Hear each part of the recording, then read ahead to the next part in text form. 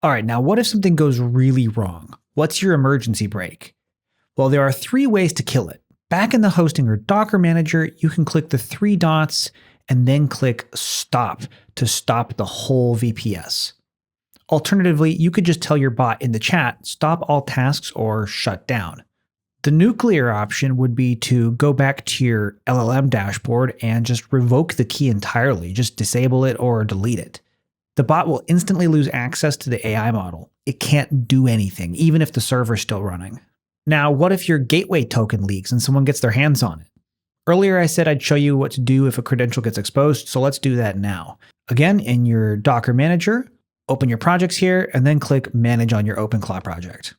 Scroll to the bottom, open the environment section, and find your OpenClaw gateway token. Here you can change the value to a new random string or use a generator to create one. Then when you're done with that, redeploy the container and restart the VPS. That's it. The old token is dead, and anyone who had it gets locked out. Save the new one in your password manager. If your LLM API key gets leaked, same idea. Create a new one. Simply delete the old key like I showed you, create a new key, and then provide that key in your environment variable section in Hostinger. If you're not sure whether a credential was exposed, just assume it was. Rotating a key takes 30 seconds. Dealing with a compromised bot takes a lot longer.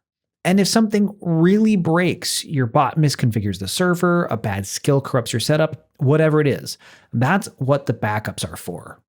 Go to Backups and Monitoring, click Snapshots and Backups, find the most recent backup or snapshot that was still good, and restore from that point. That's why we turned on daily auto backups in step 1 when we signed up. Your OpenClaw will come back exactly as it was on that date.